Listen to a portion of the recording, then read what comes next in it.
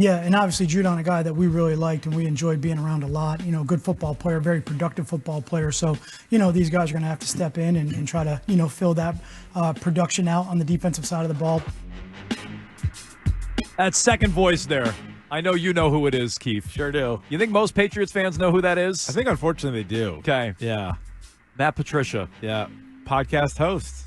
Podcast host with Bill Belichick on Coach? Is that what they're calling that thing? Coach, which... if I'm Craig T. Nelson, steaming. I'm bullcrap about this. I even watched when Coach took over the expansion Orlando Breakers. I watched that show. Was that a later season? Yeah. So he was obviously at Minnesota State for a while. Did he bring Dauber with? Dauber?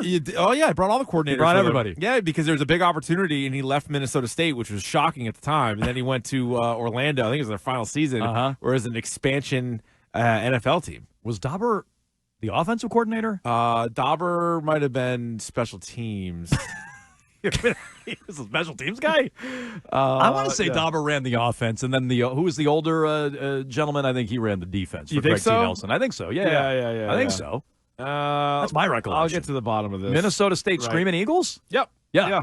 You got that right. Yeah. So cease and desist, Bill Belichick, with that name, because Craig T. Nelson's coming for you. Seriously, he's getting his lawyers together. Do me a favor, just kind of sit up and just have a little respect for the process. Yeah. So this guy, Patricia, just gets a lifeline from Bill Belichick to go to Underdog, and I think they're kind of bragging about the Patriots roster, which blows my mind. Dude, he was special teams coach. Really? I just looked it up. Yeah. Who ran the offense? Luther Van Dam was the defensive coordinator. Yep. I don't know who the offense. Maybe that was Craig T. Nelson. Craig T. Nelson kind of called his own plays. Ran his own offense. Hayden Fox might have been more of an offensive guy, like a Sean McVay type. That makes sense. And then he's got Dauber. Yeah, just doing teams. So you were right. I don't know why I questioned you. You had all this knowledge about Orlando and everything else. I don't know why I questioned you. Yeah. Shame on me.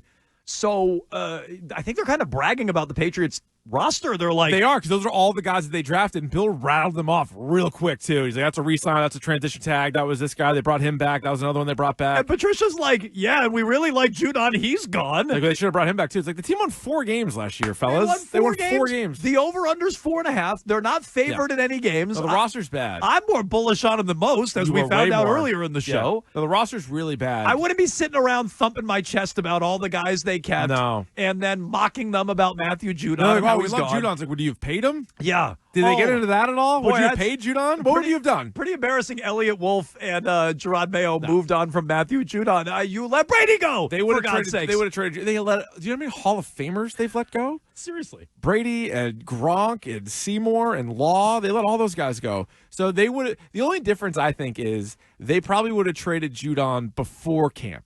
Yeah. Judon never would have confronted Belichick on the field. That wouldn't have happened. And if he did, he would have been gone that day. Immediately. People are like, oh, Gerard Mayo. This shows Gerard Mayo's the big man on campus, and it's his way or the highway. They waited 2 weeks to get rid of Judon. He practiced a couple more times after that. That is not my way or the highway. Yeah, the bill is definitely just rattling up. Now, there was nothing in there that was even really critical. It was just sort of, this is the transaction log. Here's what they did. Yeah, but right? But they were like, no. I mean, it's pro. It's definitely pro this, but it's like, I think they're like, look at all, plan. Look at all these good players. Guys. Yes. I guess. And so I know there's a lot of Patriots fans who have done that. Like, oh, why'd you get rid of Bill if you're just going to bring back all his players? And I think they were doing a little bit of that, quite frankly. Yeah. And so I was ready to ask about all these Bill gigs. And literally this morning, there's another one. Yeah, I thought you were joking. No, you were not. There's another Bill Belichick gig today. How does he have the time, honestly? How does he have the time to do all these gigs? What do you mean? There's so many jobs. Do you have a responsibility? They're all 1 day a week. Hey, here's my Monday job. Here's my Tuesday job. Here's my Wednesday job. You got to cap it off at 7. Yeah. She's like, hey, Bill, can you come in on Friday? Actually, no, I can't, because you're not the Friday job. No. I have a different job. Friday's my underdog day. Well, I'm podcasting with Coach. How can you call Coach? That's odd. I'm telling you. If Craig T. Nelson hasn't sued yet, he should. Do you think some players are going to just have player?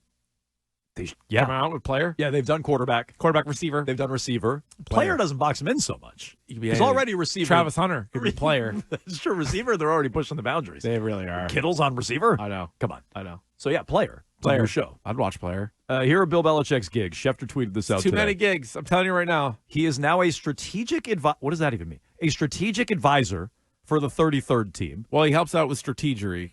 as George W. Bush famously said. Yes. Strategery.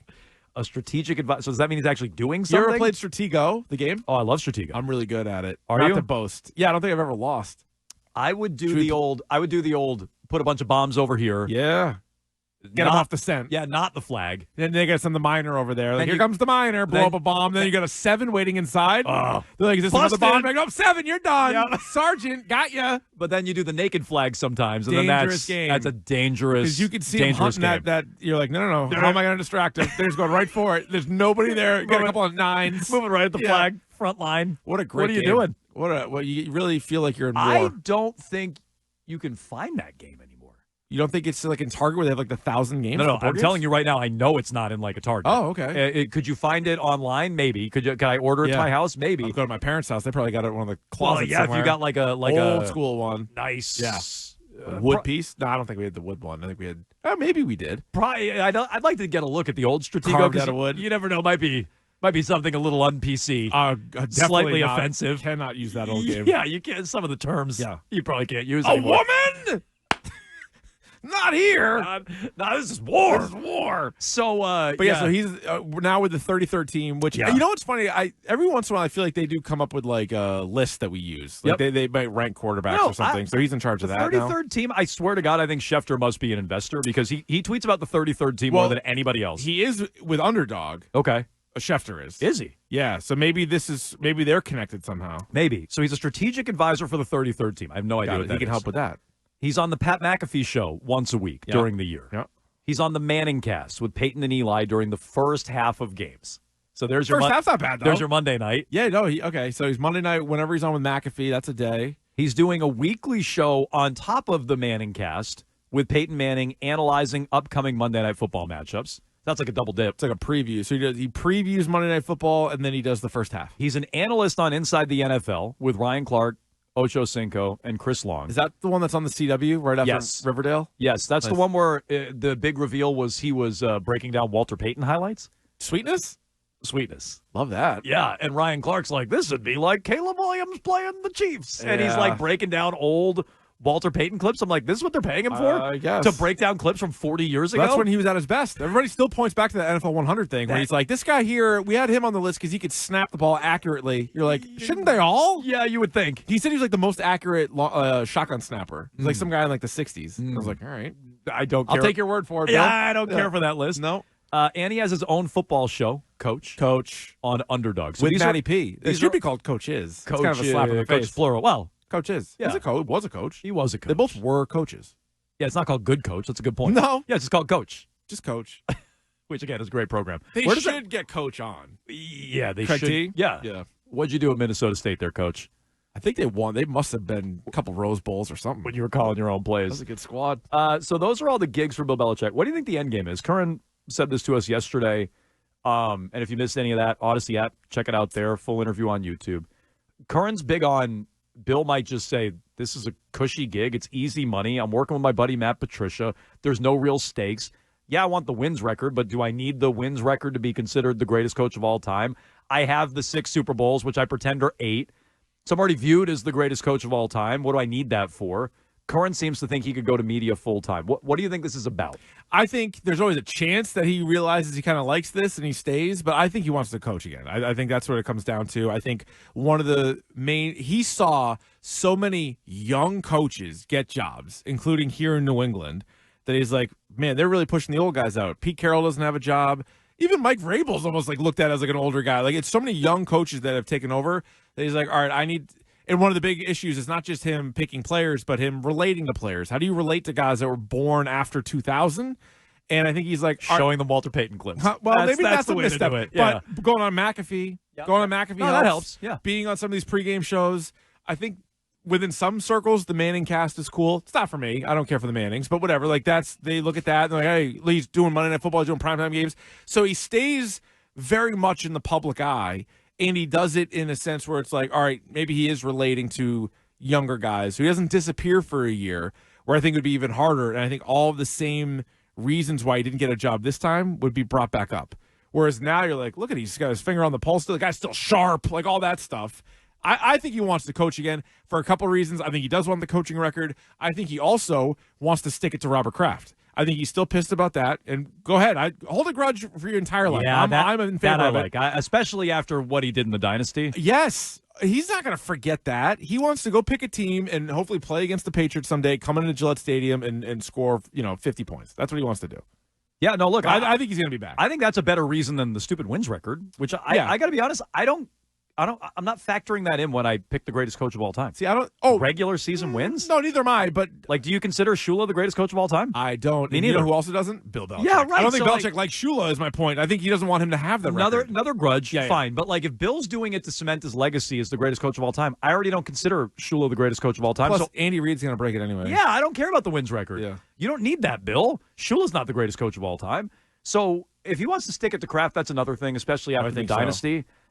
I could see him just looking at it and saying, I got my 7 gigs and I just work 1 day a week doing this, and he's making $4 million a year from Underdog or something like that. Well, I don't think anybody knows at this point, even Bill, how he's going to react to not being in the NFL for the first time in like 50 years, like as the weekends go. So like even now is probably a little weird not being at camp. But once the season starts and he's like analyzing all these games, he's like, I haven't been in a locker room, and I haven't been in like a coach's meeting, and like for the first time in his adult life. Eons, yeah. It's like literally, like that's going to be a weird feeling. So maybe he likes it. Maybe he doesn't. Maybe he's like, oh my God, I got to get back. I got to be a consultant for a team and at least get back in this season somewhere. Like he might be that desperate to get back. Okay. And Patricia's going to ride his coattails wherever he goes. Right behind him. So what's Bill angling for? What's he up to? How many more gigs does he have up? Is this the last one? 33rd team, last one? No, you brought up a good point. He won a day. So he has 6 jobs right now. Is that right? I think there's room for one more. Let me fact check that. I think again, it was but 6. Yeah. So he's got one more. He gig. could do one more job. All right. You're running out of Jones options. and Keefe? Come on, Jones and Keefe. Once a week. Jones and Keefe, standing invite once a week. Pick a day. Come on. Well, the Mondays and Tuesdays are pretty booked up. We're Friday's pretty busy. Hump day. Hump day with Bill. Hump day, Belichick. If he wants to. He knows the number. He used to call in the station all the time. Standing invite. Yep.